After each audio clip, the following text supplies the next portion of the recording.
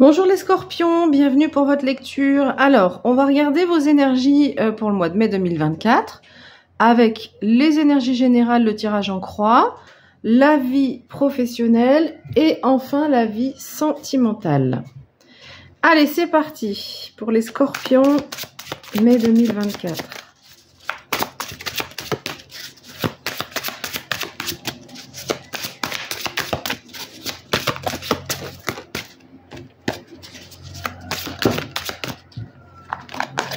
Allez.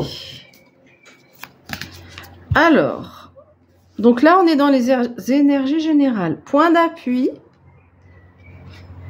Le 2 de denier. Le défi. Le page de coupe. Le conseil.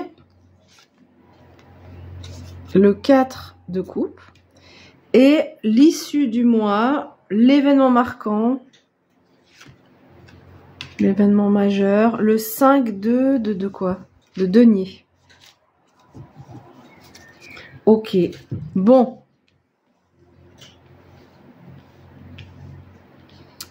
Alors, pas d'arcane majeur. Donc, ce qui va vous aider, c'est ce 2 de denier. Alors, le 2 de denier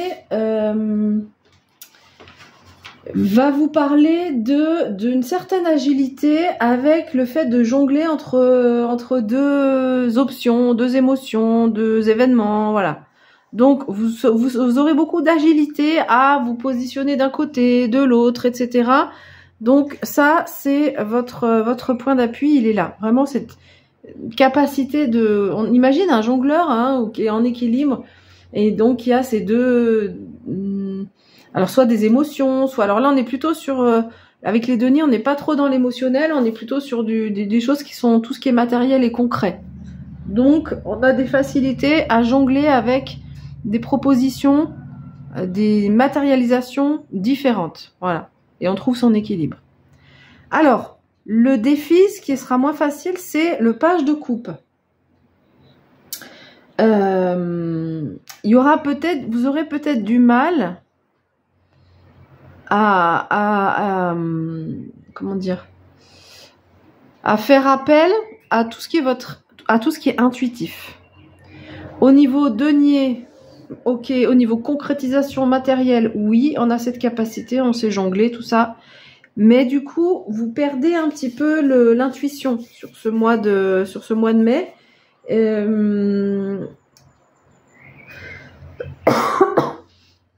Et vous taisez un peu votre sensibilité, mais sans doute on va voir pourquoi après. Le conseil qui est donné, donc c'est le 4 de coupe. Le 4 de coupe, bon, on voit ce personnage qui est un peu prostré, qui se croise les mains, et qui s'ennuie un petit peu. Donc le conseil qui est donné, c'est...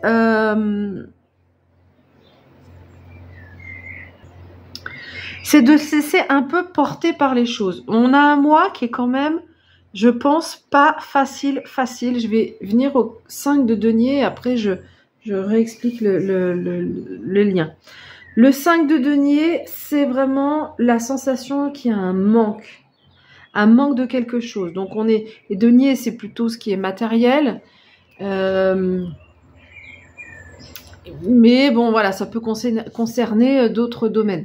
Mais on manque de quelque chose, on se sent un peu dénudé, et c'est pour ça, donc je reviens aux pages de coupe, que du coup, quand on est dans une incertitude quand même matérielle, alors on voit qu'il y a des opportunités, enfin pas des opportunités, mais des options, hein, est-ce que je vais là, qu'est-ce que je fais, est-ce que je fais ci, est-ce que je fais ça, donc ça, vous savez jongler, mais globalement, c'est un mois où on ressent du manque, et du coup, ça coupe un petit peu avec tout ce qui est intuitif. On est concentré sur le matériel et du coup, ça coupe un peu avec tout ce qui est intuitif. Et donc, le 4 de coupe, en conseil, vient vous dire de vous laisser un peu porter, de laisser passer ce mois qui va visiblement pas être super facile. Peut-être que ça concerne peut-être un seul domaine de votre vie, hein. Ça veut pas dire que toute votre vie va être comme ça. Peut-être que sur le plan familial, bah vous serez au contraire, il y aura des points d'appui. Peut-être que c'est, bon, on verra après avec la vie pro. Mais en tous les cas, voilà, globalement, ce qu'il faut retenir et des messages qui vous sont donnés, voilà, ça veut pas dire que tout le mois est comme ça, mais on vous vient vous alerter sur certains que à un moment donné, voilà, dans le mois, il peut y avoir ça qui ressort principalement, quoi. Voilà. Donc laissez-vous un peu porter par ce qui se passe. Oui, il y a ce sentiment de manque. Visiblement, c'est pas sur le mois de mai qu'on sort de ça, enfin qu'on trouve des solutions. Ou alors peut-être que vous allez réussir quand même à jongler avec deux options ou plusieurs options, et du coup ça va vous permettre d'aller de finir ce mois, d'avancer dans ce mois. Mais laissez-vous un peu porter par les choses, même si vous vous ennuyez un peu, bah peut-être qu'il va falloir accepter cet ennui et ce manque pour aller vers sur le mois de juin vers autre chose.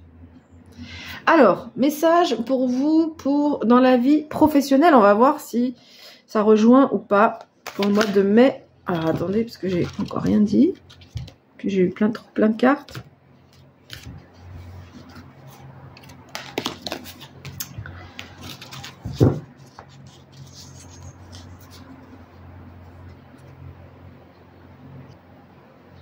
Donc, vie professionnelle du mois de mai 2024. Bon, ok, il veut parler. Alors, on a deux cartes qui sont retournées. Je vais voir s'il y en a d'autres. Je peux le faire devant vous. Hop. Non, il n'y en a pas d'autres. Alors, vie professionnelle. On a le cavalier de denier et on retrouve le 4 de coupe. Ok. Donc, je vais vous les montrer. Le cavalier de denier. On est encore dans les deniers. Hein. Tac, tac. On avait déjà 2 deniers là. Et le 4 de coupe. On retrouve le 4 de coupe qui était ici en conseil. Donc, ce qu'on vient de dire peut concerner la vie professionnelle.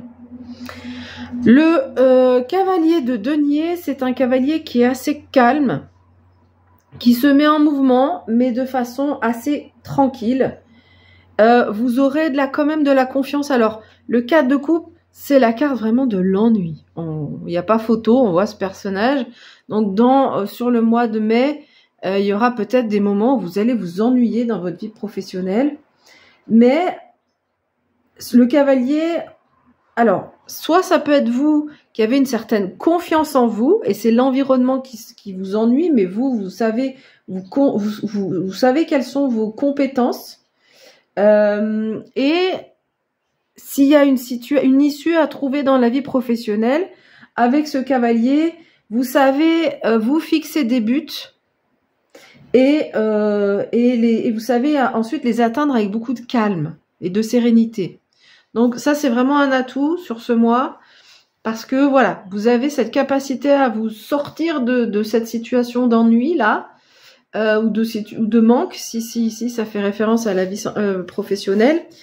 Parce que vous savez, vous dites, bon, allez, ok, bah, ça, pour m'en sortir, il faut que d'abord je fasse ça, puis ça, puis ça. Vous faites vraiment un plan d'action et vous y allez tranquillement, sans précipitation. Donc, c'est un beau point d'appui. Après, ça peut être quelqu'un aussi de votre entourage dans votre vie professionnelle qui vous aide, qui a les caractéristiques que je viens de dire et qui vous aide à sortir de cette phase d'ennui. Alors, vie sentimentale.